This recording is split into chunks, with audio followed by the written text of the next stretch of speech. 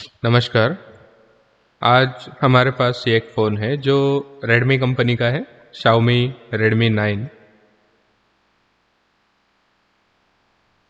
ये फ़ोन पूरी तरह से ऑन है, लेकिन इस फ़ोन में नेटवर्क का प्रॉब्लम है। इस फ़ोन में नो सर्विस प्रॉब्लम है। चलिए इसमें एक बार सिम कार्ड डालकर देख लेते हैं।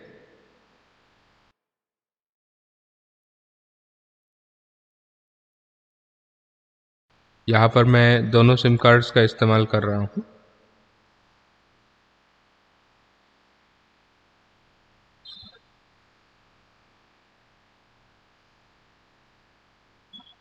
देखिए मैंने सिम कार्ड डाल दिए हैं। स्क्रीन पर नो सर्विस ही है। एक बार सेटिंग में जाकर देखते हैं। यह आप देख सकते हैं, सेटिंग के अंदर नो सिम कार्ड्स दिखा रहा है। हमने तो इसमें सिम कार्ड डाल दिए थे, लेकिन ये मोबाइल सिम कार्ड को सेंस नहीं कर रहा है। तो ध्यान दीजिए, मीडियाटेक में जब इंसर्ट सिम का कोई प्रॉब्लम आता है तो सबसे पहले हमें सिम कार्ड चेक करना चाहिए। अगर हमारा सिम कार्ड सही है तो अगले स्टेप में हमें बेसबैंड वर्जन चेक करना चाहिए। यहाँ पे दो चीज़ें हो सकती हैं, या तो बेसबैंड वर्जन ओके होगा या बेसबैंड वर्जन अननोन होगा। अगर बेसबैंड वर्जन ओके है तो हमें सिम स्लॉट या उसकी सप्लाई या आईओ लाइन जो भी होती हैं उन्हें चेक करना चाहिए। लेकिन सेकंड केस में जहाँ बेसबैंड अगर अननोन है तो ये चीज़ दो तरीके से हो सकती है, या तो ये प्रॉब्लम हार्डवेयर में हो सकती है या सॉफ्टवेयर में हो सकती है। चलिए एक बार हम इसके IMEI नंबर चेक कर लेते हैं। देखिए IMEI नंबर यहाँ पर ओके दिखा रहा है, IMEI दोनों दिखा रहा है। अब हम अपनी मेन स्टेप पर आते हैं, बेसबैंड वर्जन चेक कर लेते हैं। इसके लिए सेटिंग्स में आएंगे, यहाँ पर अबाउट फ़ोन पर आएंगे और नीचे ऑल स्पेक्स। देखिए बेसबैंड वर्जन आप देख सकते हैं, इसका बेसबैंड वर्जन अननोन है।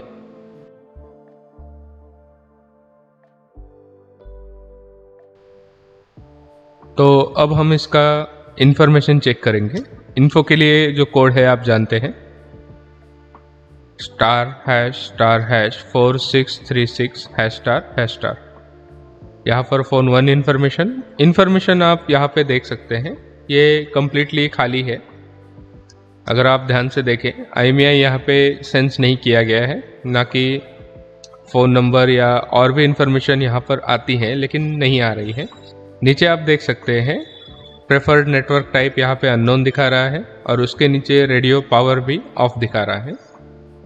तो जो IMEI हमें सामने दिखाई दे रहे हैं, ये सिर्फ हम कह सकते हैं कि IMEI के तौर पे दिख रहा है, लेकिन सिस्टम उस IMEI को भी सेंस नहीं कर रहा है। इसका कारण यह है कि इसका बेसबैंड वर्जन अननोन है। तो जब किसी एंड्रॉयड में बेसबैंड को सेंस नहीं किया जाता तो IMEI को भी सेंस नहीं किया जाता। ये आप सामने देख सकते हैं, अगर IMEI सेंस हो जाते तो यहाँ पर IMEI का इन्फॉर्मेशन दिखाई देता। देखिए फ़ोन इन्फॉर्मेशन 2, यहाँ पर भी सेम ही है, यहाँ पर भी IMEI वगैरह सेंस नहीं हुआ। प्रेफर्ड नेटवर्क टाइप अननोन बता रहा है और मोबाइल रेडियो पावर भी ऑफ बता रहा है, यानी कि ये दोनों सिम में सेम बता रहा है। एक बार हम एक कॉल करके देखते हैं। अगर इसने सिम कार्ड सेंस नहीं किया है तो इसने इंसर्ट सिम कार्ड की एरर देनी चाहिए।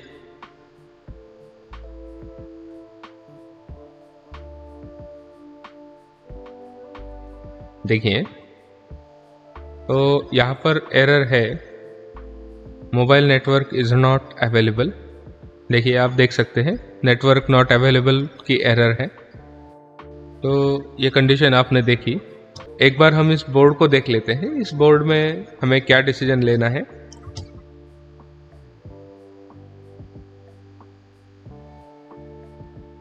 बोर्ड की कंडीशन से हमें एक आइडिया आ जाएगा।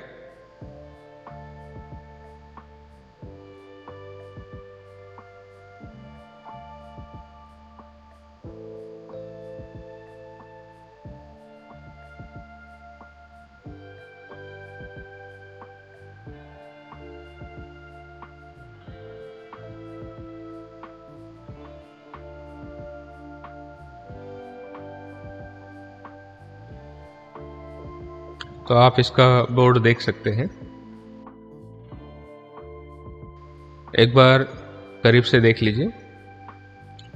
यह आप देख सकते हैं इसका जो नेटवर्क सेक्शन है इसका शील्ड हटाया गया है और कंडीशन देखकर आप समझ सकते हैं कि इसका नेटवर्क रिपेयर करने का कोशिश किया गया है, यानी कि इसमें हार्डवेयर का काम हुआ है। तो अब हमारे पास एक क्लू है आगे बढ़ने के लिए। जैसा कि मैंने कहा था, ये सॉफ्टवेयर से भी है, हार्डवेयर से भी है। तो अब बोर्ड देखकर हम जान सकते हैं कि हमें हार्डवेयर में ही चेक करना चाहिए। तो एक बार इसे माइक्रोस्कोप के अंदर चेक कर लेते हैं। देखिए, ये इसका नेटवर्क सेक्शन है। तो आप देख सकते हैं ये इसका ट्रांसीवर है MT6177MV। अगर आप ध्यान से देखें तो यहाँ पर एक कंपोनेंट जला हुआ या मिसिंग लग रहा है। एक बार पास से देख लेते हैं।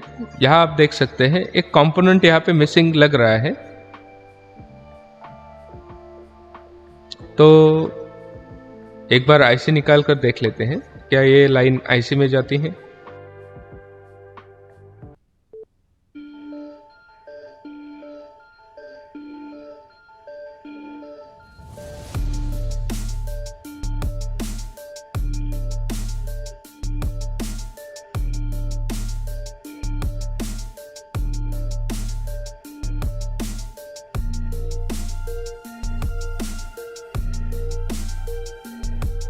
देखिए, आईसी को मैंने निकाल लिया है। इसके पैड्स को साफ कर लेते हैं।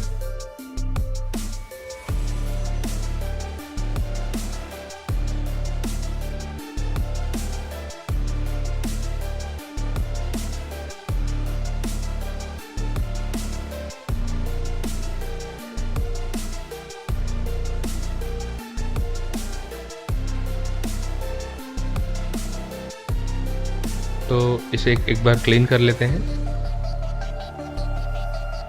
यहाँ पर आप देख सकते हैं एक पैड यहाँ पर मिस है, जरा ध्यान से देखिए।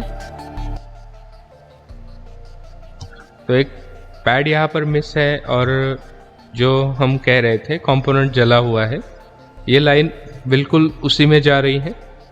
तो मेरे अकॉर्डिंग ये एक कैपेसिटर होना चाहिए और ये कोई सप्लाई लाइन जैसा लग रहा है। एक बार हम इसे स्क्रैच करके देख लेते हैं, क्या ये ट्रैक अभी भी मौजूद है। तो यहाँ पे कोई ट्रैक नज़र नहीं आ रही है। सबसे पहले हम इस पैड को रिपेयर कर लेते हैं। हम यहाँ पे एक छोटा सा माइक्रो जंपर करेंगे।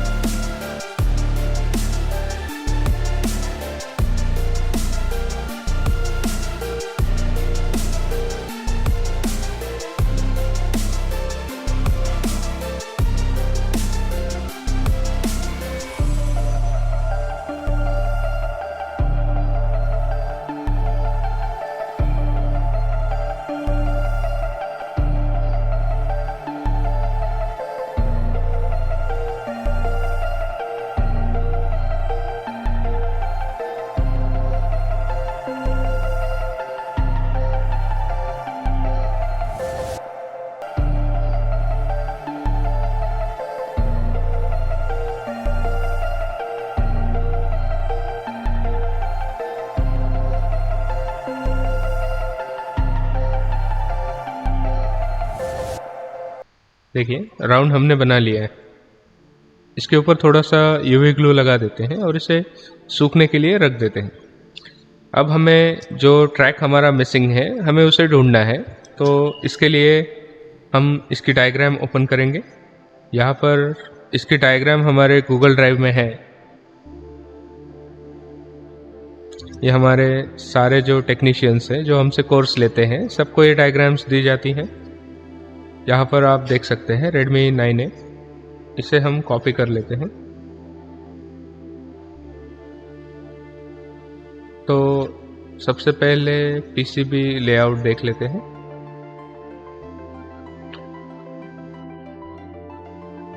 देखिए, यहाँ पर इस कैप को आप देख सकते हैं।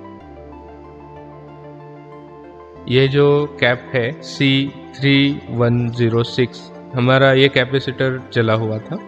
तो एक बार हम देख लेते हैं इस लाइन का नाम क्या है। तो यहाँ पर हम सर्च करेंगे। सबसे पहले जूम कर लेते हैं।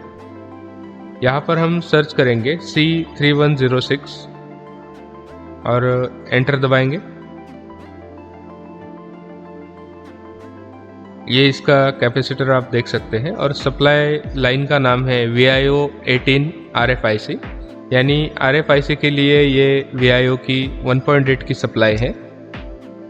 आप ये देख सकते हैं ये जो सप्लाई है ये इसके ट्रांसीवर में जा रही है जो कि MT6177। एक बार हम इस लाइन को कॉपी कर लेते हैं और सर्च करते हैं ये लाइन और कहाँ जा रही है। तो हम इसे सर्च बॉक्स में पेस्ट करेंगे और फिर एंटर दबाते हैं।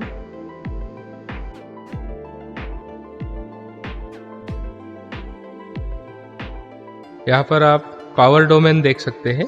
ये जो VIO 18 RFIC की सप्लाई है, यहाँ पर आप एक शॉर्ट देख सकते हैं VIO 18 PMU, यानी कि पावर IC से इस नाम से ये सप्लाई आ रही है, जो कि इस लाइन को आप देख सकते हैं VIO 18 PMU। इसे हम कॉपी कर लेते हैं और इसे फिर सर्च करते हैं कि ये किस किस कंपोनेंट पे जा रही है।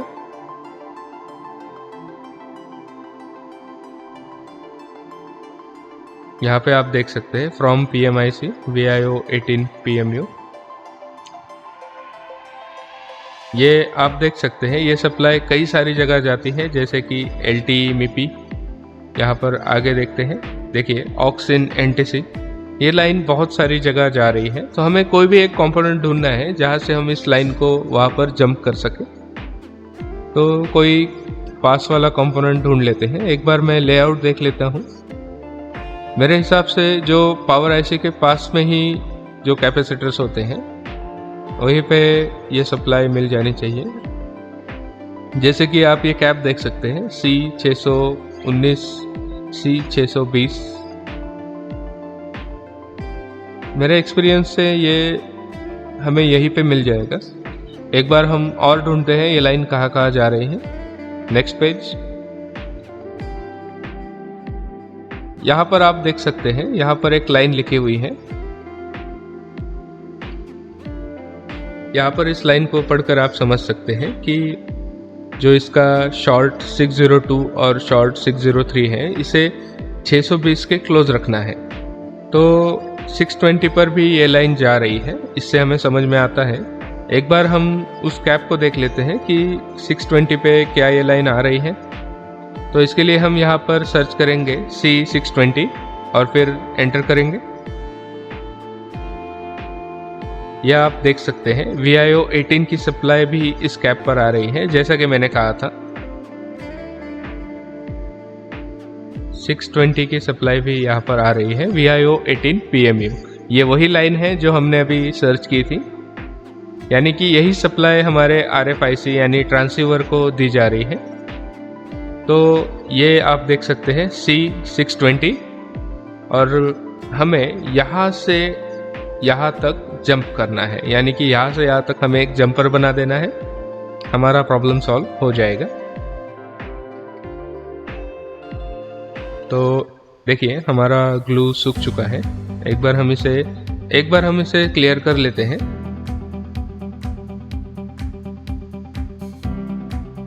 देखिए हमारा पैड बन चुका है। अब हम एक जंपर बना देते हैं। देखिए पैड हमारा रेडी हो चुका है। अब हमारा जो कैपेसिटर था C620, ये आप देख सकते हैं। ये जो नीचे वाला जो कैप है 620, इस पर हम एक जंपर बना देते हैं।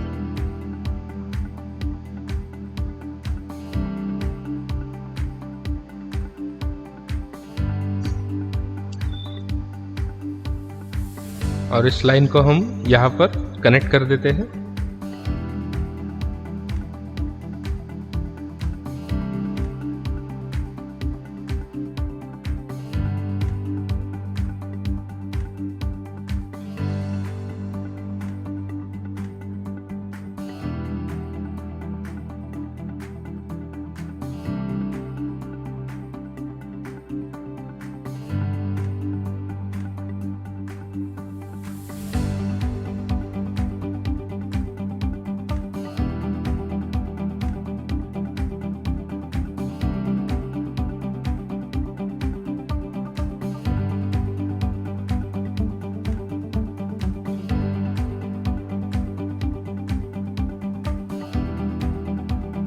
देखिए जंपर हमारा बन चुका है। अब इस पर थोड़ा सा ग्लू लगा लेते हैं, यानी ये लाइन हिले नहीं।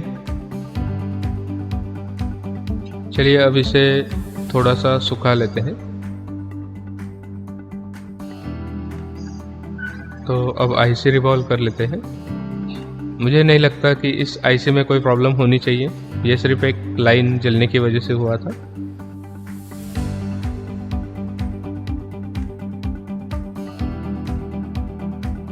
यहाँ पर आप देख सकते हैं आईसी का ये पैड भी जला हुआ है, जो लाइन वहाँ पे बर्न थी, ये पैड भी यहाँ पे जला हुआ है। इसको हम थोड़ा सा स्क्रैच करते हैं।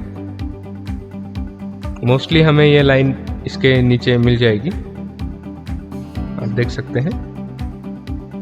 स्क्रैच करने के बाद ये लाइन विजिबल हो चुकी है।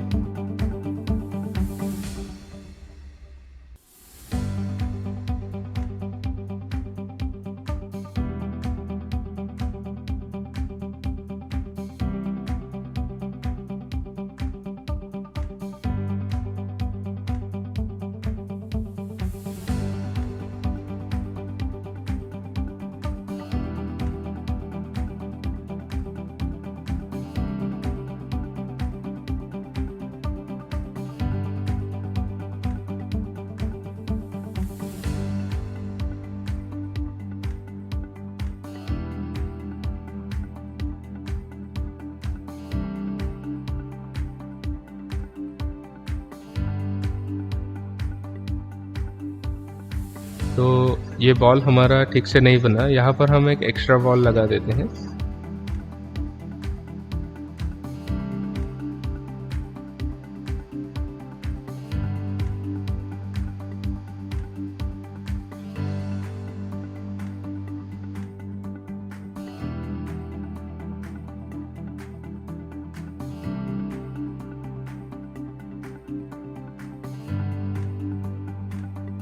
तो आईसी हमारी रिवॉल्व हो चुकी है। इस आईसी को हम बोर्ड पर सेट कर लेते हैं।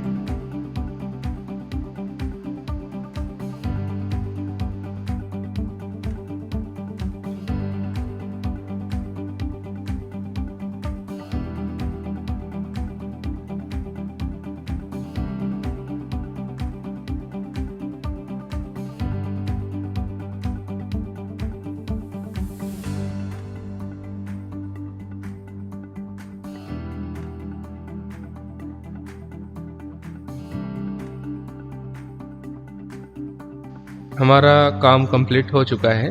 चलिए अब चेक कर लेते हैं।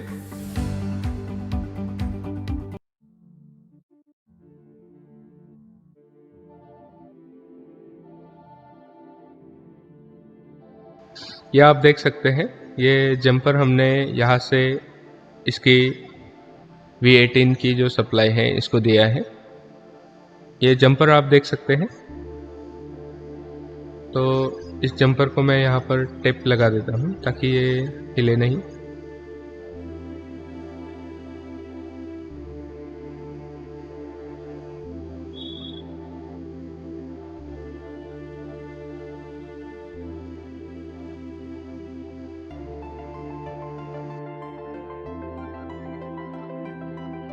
मोबाइल को ऑन करके देख लेते हैं। देखिए फ़ोन ऑन हो चुका है।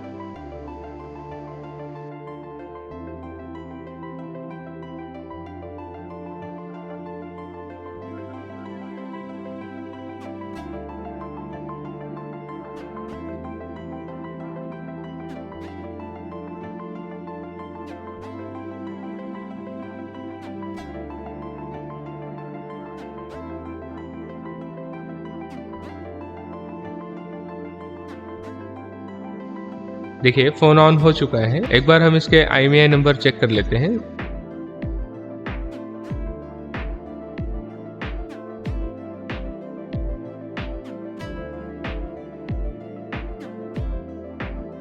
IMEI नंबर पहले से दिखा रहा था, तो अभी भी दिखा रहा है। अब हम इसका बेसबैंड वर्जन चेक कर लेते हैं। इसके लिए सेटिंग में आएंगे, यहाँ पर अबाउट फ़ोन, ऑल स्पेक्स, यहाँ पर आप देख सकते हैं बेसबैंड वर्जन अब दिखा रहा है। पहले यहाँ पर अननोन दिखा रहा था, अब यहाँ पे बेसबैंड वर्जन दिखा रहा है। एक बार हम सिम कार्ड्स डालकर चेक कर लेते हैं क्या इसमें नेटवर्क आया है।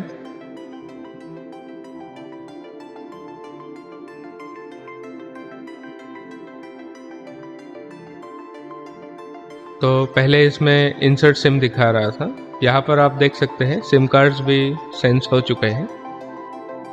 यहाँ पर देखिए हमारे फर्स्ट सिम को नेटवर्क आ चुका है। यहाँ पर आप देख सकते हैं हमारे सेकंड सिम को नेटवर्क आ गया है। यहाँ पे वोल्टेज भी दिखा रहा है। देखिए इसका जो सेकंड सिम है वो जियो का है, तो इसमें नेटवर्क आ चुका है। फर्स्ट सिम में नेटवर्क नहीं आया है।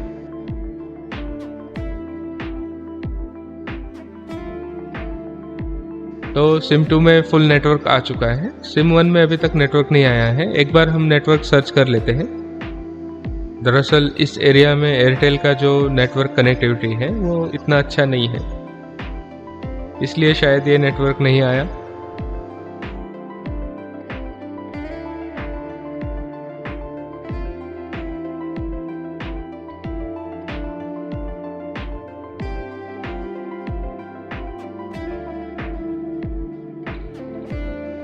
देखिए नेटवर्क सर्च हो रहा है। यहाँ पर आप देख सकते हैं यहाँ पर एयरटेल के नेटवर्क का प्रॉब्लम है, इसलिए ये नेटवर्क नहीं आया था।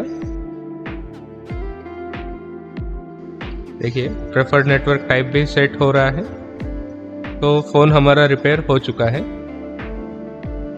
तो आपने देखा कि किस तरह से बेसबैंड अननोन प्रॉब्लम को ढूंढा जाता है। यहाँ पर ये प्रॉब्लम दोनों से आ सकती है, हार्डवेयर से भी और सॉफ्टवेयर से भी, इसलिए सबसे पहले बोर्ड को ध्यान से देख लें। चलिए मिलते हैं अगले किसी गाइड में।